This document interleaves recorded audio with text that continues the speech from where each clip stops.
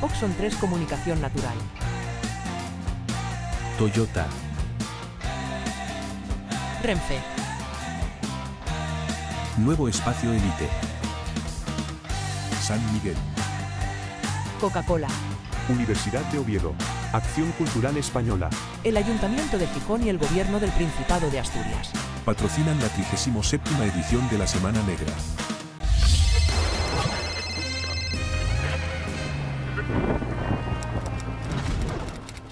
Yo voy a ser muy breve antes de dejar a Ignacio y a Chani que hablen de sus cosas. Estoy aquí porque Ignacio Martínez de Pisón es finalista del Espartaco con su novela Castillos de Fuego. Como finalista, él debería estar aquí el viernes 12 de julio, pero no puede estar por motivos personales, por eso está hoy. Pero como los finalistas de la Semana Negra automáticamente, por el hecho de serlo, adquieren una rufa, he querido venir aquí a entregársela personalmente, la rufa que le corresponde este año como finalista del Premio Espartaco, que además le gustará especialmente porque es futbolero y sé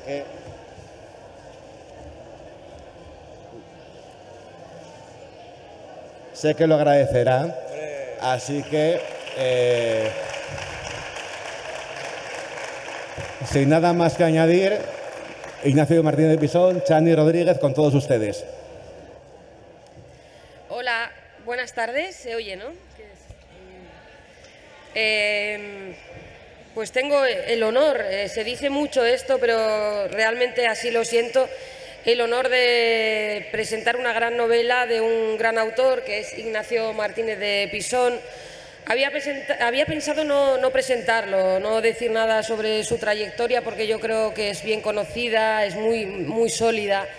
Pero bueno, voy a citar al menos que es Premio Nacional de la Crítica, Premio Nacional de Narrativa y autor de novelas tan conocidas como El día de mañana, Carreteras secundarias, Derecho natural, Dientes de leche y el ensayo Enterrar a los muertos. Hoy decía Miguel Barrero en la rueda de prensa que él, Ignacio, ha ido conformando a través de su producción literaria un gran mosaico del siglo XX, ¿no? Del siglo XX en España, de los grandes acontecimientos, ¿no? A los que hemos ido asistiendo y asistieron las generaciones que nos precedieron. Y realmente yo creo que su obra en perspectiva es el gran mosaico del siglo XX. Tenemos suerte, pienso, las personas de mi generación de ser también coetáneos de un escritor como Pisón, del que tenemos muchísimo que aprender. Por ejemplo, en Castillos de Fuego, hay muchas cosas en las que fijarnos, ¿no? Como yo como escritora. Pero me fascinó la urdimbre narrativa, la capacidad para poner en pie una novela coral, una novela complicada, que yo creo que bebe del naturalismo, ¿no? Del siglo XIX. A mí me recordaba también a La colmena de Cela. Y para no ser frío, o sea, tener una novela tan técnicamente trabajada y ser capaz de combinarlo también con una emoción muy auténtica y muy genuina, que es algo que yo valoro muchísimo. En esta ocasión, en Castillos de Fuego, en ese gran mosaico, digamos, la parada nos lleva a Madrid, a justo los años inmediatamente posteriores a que terminara la Guerra Civil, a la primera posguerra. Entonces, bueno, Ignacio, buenas tardes. Buenas tardes. Yo quería preguntarte en primer lugar que por qué este periodo de tiempo que abarcaría desde el año 1939 a 1945. Buenas tardes.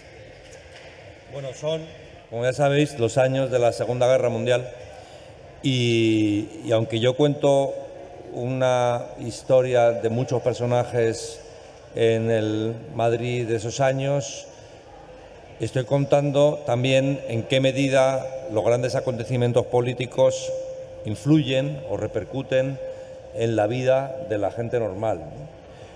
Son años tremendos, son años excepcionales, son años atroces, años en los que la vida de la gente no no está en manos de esas personas, es decir, años en los que nadie tiene las riendas de sus propias vidas, porque la propia convulsión de la historia con mayúsculas, pues hace que no seas capaz de controlar tu propio destino, de dominar tu destino, ¿no? Realmente, en el año 39, recién salidos de la guerra civil, los fusilamientos, la represión, las delaciones, los huidos al monte o al extranjero, los encarcelados, es decir, es una sociedad y una circunstancia histórica que nosotros, por suerte, no hemos conocido, pero que al mismo tiempo son circunstancias que fueron como fueron, pero podrían haber sido de otro modo, ¿no? Es decir, no está claro que la historia haya acabado siendo como tenía que ser, sino podía haber sido de otra manera. La guerra civil, pues, estalló porque falló un golpe de Estado, pero podría no haber fracasado el golpe de Estado o haber sido reprimido y la historia habría sido otra. Y del mismo modo, la historia de España habría sido otra según lo que estaba ocurriendo en ese momento en Europa. Cuando Hitler inicia la Segunda Guerra Mundial,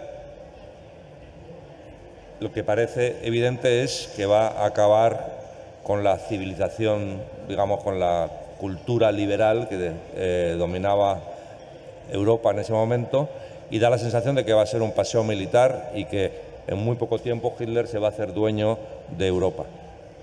Pero las cosas no fueron así. O sea, de hecho, Hitler, al poco tiempo, al cabo de 3 años, empieza a flaquear, empieza a tomar decisiones realmente, desde el punto de vista estratégico, disparatadas, y finalmente la guerra la acaba perdiendo. Si en el año 44, cuando Estados Unidos libera Italia, cuando ya ha empezado a liberarla antes, ¿no? Si Estados Unidos hubiera decidido que España era, como Italia, un país que merecía ser liberado, pues nos habríamos ahorrado 30 años de dictadura. Realmente, lo que salva a Franco en ese momento, en el año 45, son sus credenciales anticomunistas. El hecho de que él hubiera luchado contra el comunismo hace que en el año 45, cuando cambia toda la geopolítica y el enemigo ya no es el nazismo y se inicia la Guerra Fría, el nuevo enemigo es el comunismo. Y en ese momento Franco puede aparecer ahí diciendo, oiga, que yo he sido anticomunista siempre. Y eso es lo que le salva.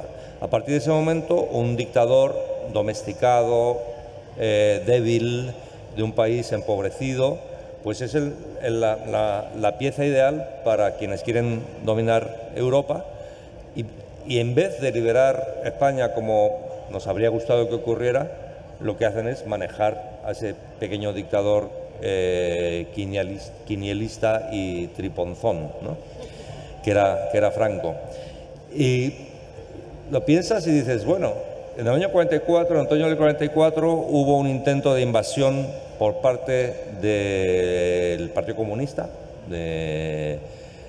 por el Valle de Arán, que fracasó de manera estrepitosa, pero a lo mejor si se hubiera organizado de otra manera podría haber triunfado, si hubiera habido las alianzas convenientes entre las fuerzas de oposición al régimen, quizás si hubiera habido un líder, una especie de Gaulle español que hubiera conseguido aglutinar a toda la oposición y no solamente a los comunistas, quizás el destino de España habría sido diferente y nos habríamos ahorrado esos 30 años de dictadura, ¿no?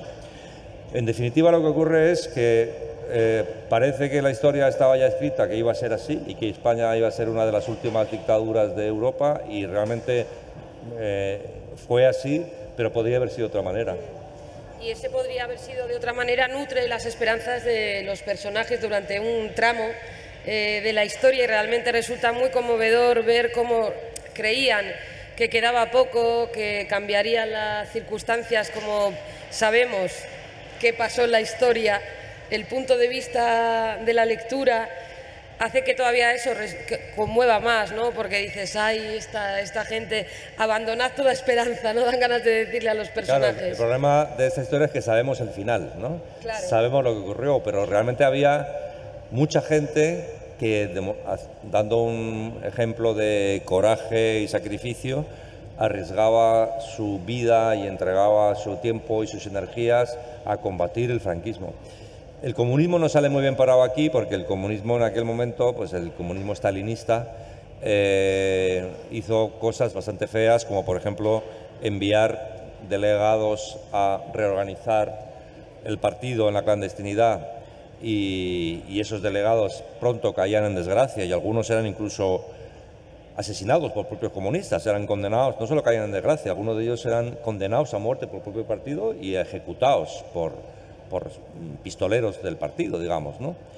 Y sin embargo, uno no puede dejar de admirar el coraje y el valor y la integridad moral y la dignidad de los militantes comunistas, que fueron los que mantuvieron encendida la llama de la resistencia a la dictadura. En unos tiempos como aquellos en que Franco fusiló a 50.000 republicanos españoles, pues que unos chicos jóvenes siguieran pensando en reorganizarse para mantener viva la lucha contra el franquismo, sabiendo que cada poco tiempo caía la estructura y que esos que caían inevitablemente iban a la cárcel o al paredón, o primero a la cárcel y luego al paredón, y que ellos mismos, salvo milagro, iban a correr el mismo destino, que muy poco tiempo después seguramente esa misma red, esa nueva red que se estaba construyendo de oposición al franquismo también iba a caer. Es decir, realmente son ejemplos de heroísmo anónimo los de todos estos militantes desconocidos que mantuvieron siempre la lucha, en los años peores mantuvieron la lucha contra el franquismo. Que sus dirigentes no estuvieran a la altura es otra historia. Mantuvieron esa lucha y mantuvieron la esperanza, y es verdad que fueron muy valientes. La novela es bastante coral, como decía al principio, pero dentro de esos personajes que mantuvieron la esperanza y fueron valientes y lucharon, a mí me gusta mucho uno, que es Cristina, que es una mujer movida por las circunstancias, ¿no? Yo creo que no su heroísmo, que para mí es la heroína de la novela, no parte tanto de grandes convicciones políticas o ideológicas mascadas de forma previa, sino que es una mujer a la que la vida y la dureza de los tiempos la va obligando a tomar partido. Gracias. Quería preguntarte por ese personaje, ¿cómo se construyó? Cristina seguramente es el personaje más parecido a nosotros, un personaje que no sabe por qué le ha tocado vivir unos años tan atroces en una España tan atroz y que no cree merecerlo, ¿no?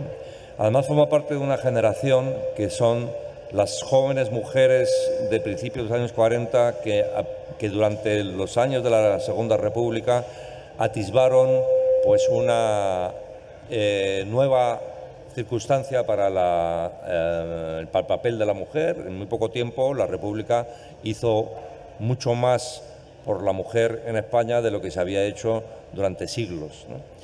Y el simple hecho de que una chica que hubiera más o menos vivido, aunque fuera entonces una niña, esa apertura y esa modernización y ese cambio profundo en la estructura social española, que empezaba a reconocer, por ejemplo, algo como el voto, ¿no? El voto femenino, el simple hecho de que hubieran conocido esa época y que de repente volvieran en el 39, no a los años 20, sino es que volvían a una etapa, bueno, era la etapa en la que se hablaba, el modelo de comportamiento de la mujer era el ángel del hogar, ¿no? Eso era Pilar Primo de Rivera y Mercedes Sanz Bachiller, que eran, digamos, las ideólogas y las factotums del papel de la mujer en la sociedad española, habían acuñado esa expresión, ¿no? El ángel del hogar, que significa en casita, los niños, siempre ponerle buena cara al marido, no vas a trabajar porque tu objetivo en la vida es constituir una familia y ocuparte de esa familia, y por supuesto vas a renunciar, porque no los tienes, a los derechos que en algún momento se te concedieron. Es decir, como sabéis, hasta el año 75 la mujer no tenía ninguna capacidad legal ni para conseguir el pasaporte o constituir una sociedad o para firmar una escritura, ¿no? Es decir, de repente la involución fue tan profunda y fue tan intensa que unas chicas jóvenes como estas, que han conocido más o menos las circunstancias nuevas que se abrían para la mujer en los años 30, pues tenían que ver aquello como algo deplorable. Y Cristina es la persona que en algún momento acierta a formular pues el desconcierto y la tristeza de por qué me ha tocado vivir en una época así, por qué me ha tocado vivir en un país así, cuando hay chicas como yo que están viviendo en otros países y que tienen pues un horizonte vital diferente y una capacidad para vivir libremente su vida muy superior a la que tiene ella. Ella es la que, digamos, es el personaje más moderno, que más se parece a nosotros. Igual por eso es mi favorito también, claro. Porque es probablemente en el que nos podemos reconocer más. Hay alguna otra chica que tiene una evolución. La novela, como ya ha dicho Chani, pues es una novela que tiene muchos personajes cuyas vidas se van trenzando, y hay algunas que además casi tienen una peripecia un poco, pues, no diré estereotipada, pero que resume las vidas de otras mujeres de la época. Por ejemplo, una madre soltera, ¿no? Una madre soltera en el año 40, pues le va a ocurrir muy probablemente lo que le ocurre a Alicia, otros dos personajes femeninos de la novela, que es esta chica que es taquillera, se queda embarazada y claro, lo que hace es irse al pueblo a parir, deja al niño con los padres y luego ya vuelve, y vuelve como ama de cría, ¿no? Y vuelve como ama de cría, pero en una sociedad como aquella, una chica que ha parido, por mucho que intente ella pues más o menos ocultar, lo que es imposible de ocultar, pues va a ser una persona que en las casas en las que va a servir ya la tienen conceptuada como una especie de fresca, ¿no? Es decir, el hecho de que fueras una madre soltera ya te convierte poco menos que en una puta, ¿no? O algo parecido, ¿no? Y entonces el destino que le espera pues es el destino de una persona que en una sociedad tan extremadamente machista y autoritaria que no va a poder sortear, ¿no? Claro, cuando hablamos de la situación de la mujer, es especialmente dramática la situación de la mujer en aquellos años, pero en general era muy dramática la situación de los españoles, ¿no? De los perdedores, lógicamente. Es decir, era una España en la que un agricultor que tuviera un huerto con unas patatas, pues se exponía a que le aplicaran la ley de tasas, es decir, a que lo condenaran por extraperlo, simplemente porque guardaba unas patatas suyas para comerciar con ellas, para sacar un poco de dinerillo, porque las patatas y otros bienes de primera necesidad estaban controladas por el Estado y digamos, tú no eras propietario de lo que cultivabas, ¿no? Eso te lo quitaba el Estado. Entonces, si tú te guardabas unas patatas o unas cebollas o unas remolachas, corrías el riesgo de que te aplicaran las sanciones propias de la ley de tasas estas y te condenaran por extraperlo. De hecho, lo más llamativo de aquellos años es que los pequeños extraperlistas a todos los cogían y en cambio los grandes extraperlistas no los cogían. Es decir, muchas de las grandes fortunas que se crean en los años 40 es gracias al extraperlo, pero a gran escala. El extraperlo pequeñi del campesino de Ciudad Real, ese era el que se castigaba. Y salía además en los periódicos, o sea, salía nueva aplicación de la ley de tasas, y te podían mandar a un campo de concentración. En Álava, en Anclares de la Oca, que por otras investigaciones que he hecho, miré mucho a la gente que pasaba por ahí, muchos de los que ingresaban ahí y estaban 3, 4, 5, 6 meses, era gente a la que le aplicaba la ley de tasas, es decir, extraperlistas pequeñas. Hay una escena en la novela en la que van unos personajes, tienen miel, creo, y hay una tensión narrativa porque tienes miedo de que los pare la policía, se dé cuenta de que andan con la miel, un poco de miel. Pero es que era una época en la que la miseria era realmente horrible Pisón la retrata muy bien. Hablaba antes de Madrid, era un Madrid en el que se cogían las carpas del Retiro, del estanque, para venderlas, se talaban los árboles del cementerio para hacer fuego, o se vendían los libros de las bibliotecas para comprar 3 huevos. Así literalmente, son cosas que él cuenta en la novela, que está llena de detalles que son muy reveladores, ¿no? Y nos ayudan muy bien a comprender aquella realidad a las personas que por suerte no lo vivimos. ¿Cómo era ese Madrid? Porque a mí hay varias escenas que me han impresionado muchísimo. Bueno, Madrid es una ciudad que, a diferencia de otras ciudades que tienen una tradición literaria ya muy asentada, Madrid es una ciudad que prácticamente el único escritor al que asociamos, desde el punto de vista de la tradición literaria, con la ciudad es Benito Pérez Galdós.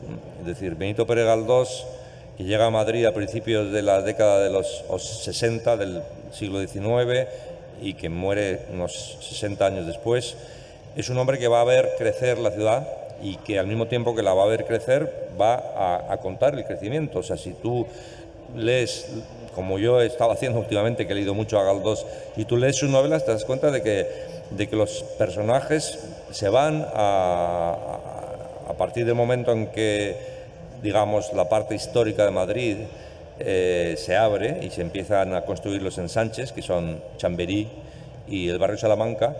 Los personajes empiezan también a repartirse por esa ciudad nueva, que entonces era la periferia, y en la que también el propio Galdós vivió, por cierto.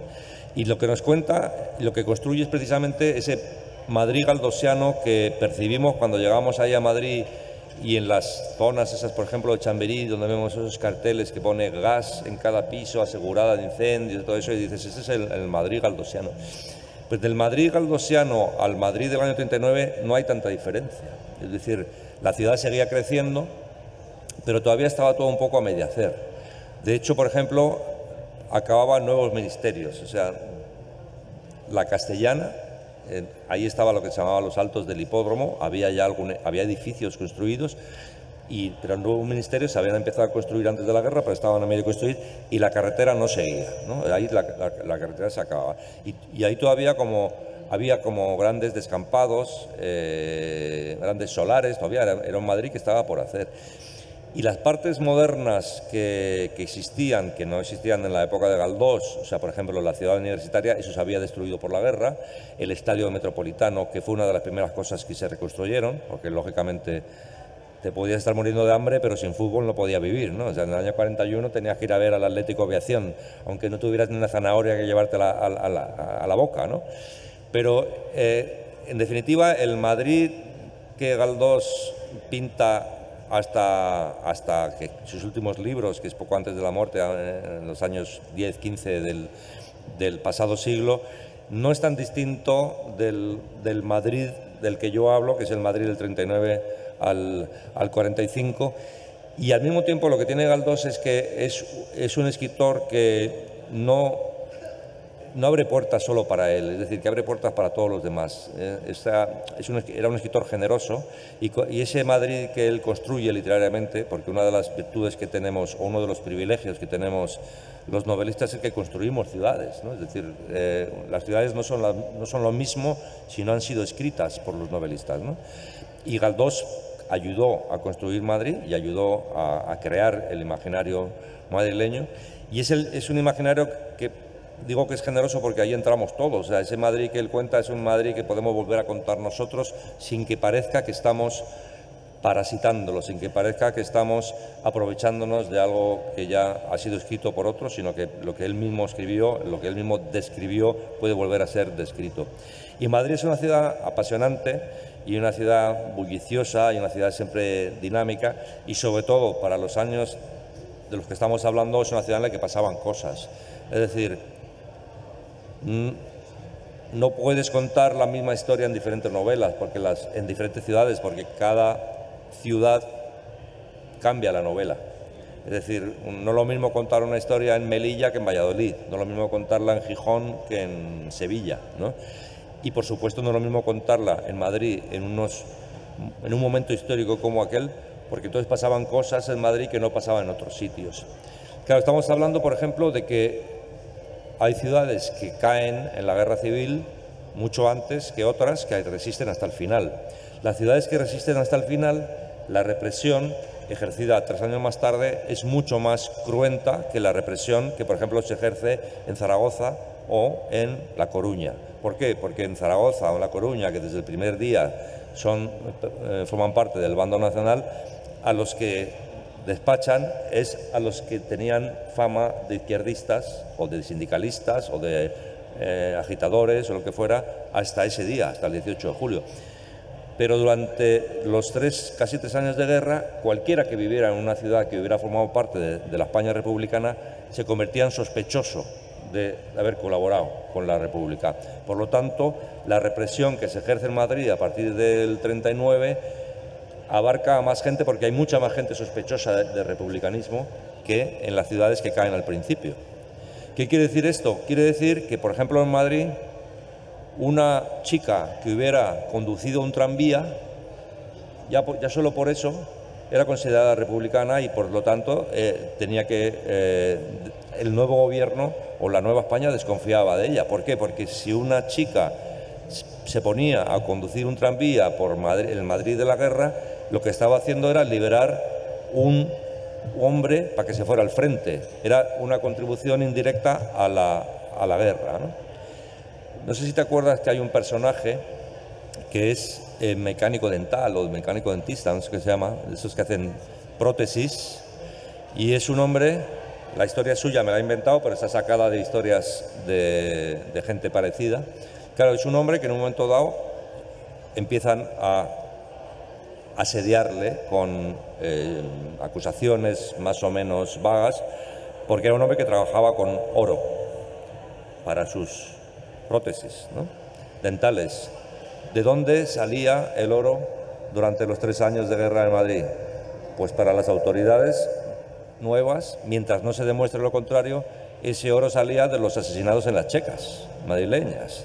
Con lo cual tenías que demostrar, y era indemostrable, que ese oro con el que tú estabas haciendo empastes, ese oro no venía de que se lo había escogido a alguien que había sido asesinado en una checa, lo que, por otro lado, demostraba tu complicidad con esos asesinatos, ¿no? Es decir, cualquier persona en el Madrid de aquella época, por el simple hecho de haber sobrevivido durante los 3 años de guerra en el Madrid republicano, se convertía en sospechoso. Pero es que además Madrid es la capital de España y las cosas que pasaban en Madrid solo pasaban en Madrid. Las tiranteces entre los requetés y los falangistas, las tiranteces dentro de Falange entre los camisas viejas y los falangistas oportunistas que llegan ahí a medrar a lo largo de la guerra civil y que luego van a ir ocupando puestos estratégicos dentro de la nueva administración.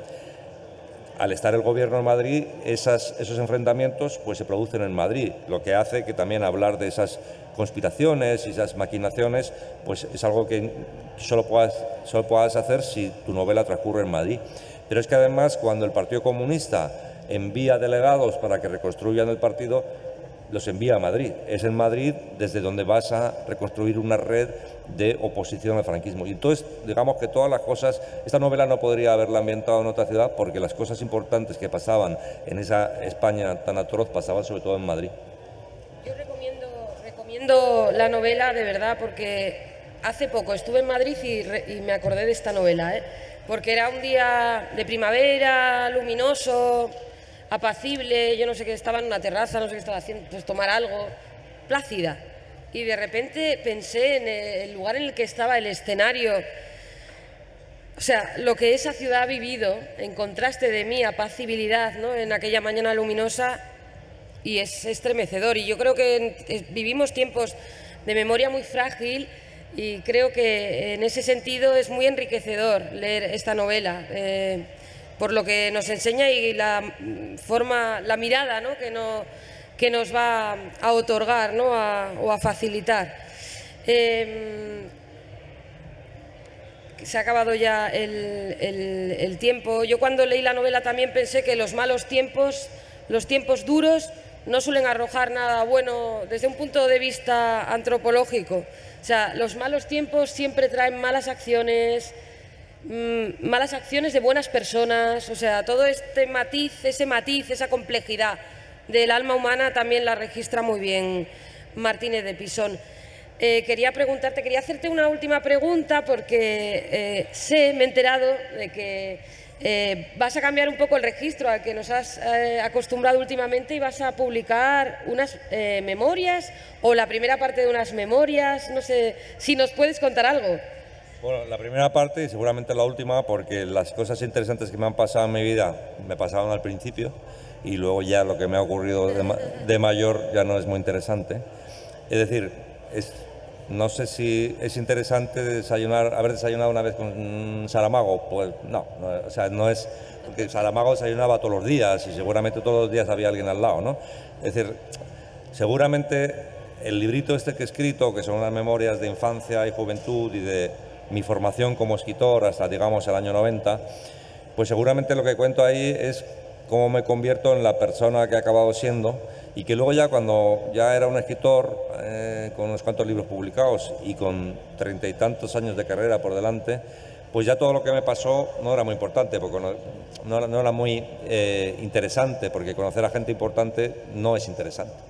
Yo recuerdo, no voy a citar nombres, pero recuerdo las memorias de un escritor muy interesante y poeta que trabajaba en la obra cultural de una caja de ahorros y que cuando leí sus memorias, la parte inicial que habla de su infancia y sus veraneos y su juventud me pareció maravillosa. En el momento en que le contrataron para que llevara a escritores famosos al salón de actos de su caja de ahorros, me pareció deplorable, porque entonces lo único que hacía era contar anécdotas de el día que estuvo con Julio Cortázar, la noche que cenó con Jorge Luis Borges. Hombre, ya, es que si tú les pagas por las conferencias, pues es normal que cenes con Jorge Luis Borges, ¿no? Y seguro que Borges tendría alguna anécdota graciosa que gracias a ti se ha conservado para siempre, pero que amigo no eras de Borges, y Borges no te cambió la vida. Y a mí lo que me parecía que tenía que contar era precisamente las cosas que me convirtieron en quien era yo y las cosas que cambiaron mi vida, ¿no? Es decir, mi periodo de formación. Hasta que ya en el año 90 tuve un hijo y me compré un piso, y que eso significa que ya te haces mayor, ¿no? O sea, si te haces mayor y un poco de derechas, por si no lo sabéis. O sea, en cuanto tienes un hijo y te compras un piso, empiezas a ser un poco más de derechas que antes, ¿no? ¿Me está hablando alguien o no? Ah, no. Y todo eso, dije, bueno, ya el día que me hice mayor, hasta ahí puedo contar, y lo que vino después ya no valía la pena. ¿Cómo se va a titular para ficharlo? Se llama Ropa de casa, porque realmente al principio sí que tenía la idea de escribir dos partes, o sea, mi vida privada como José Cristo y mi vida pública, ¿no? La ropa de casa, que es mi vida de chico joven de Zaragoza que vive en Logroño, luego se vuelve a Zaragoza y luego se hace escritor en Barcelona, y luego ya mi vida pública, que es la que no voy a terminar escribiendo, que esa es la que se iba a llamar Ropa de calle. Si al final me pasan cosas interesantes, que por lo que veo no, es decir, no han pasado desde el año 91, no me han pasado cosas realmente importantes, no sé si ahora me pasarán en los próximos años, entonces igual acabe escribiendo esa Ropa de calle, pero de momento solamente lo que voy a dar a la imprenta se llama Ropa de casa. De momento Ropa de casa, que sale creo en septiembre, ¿no? Septiembre. Y de momento sobre todo Castillos de Fuego, que es su última y muy de verdad, háganme caso, recomendable novela, que va a firmar además ahora ahí en la librería La Campana. Yo también estoy ya me voy a hacer de derechas, Pisón, porque ya tengo cosas de mayor como ver mal. No, espero que no. La librería de ahí de la esquina. Ignacio, muchísimas gracias a ti, por estar con nosotros. Por tu presentación tan cariñosa. Gracias.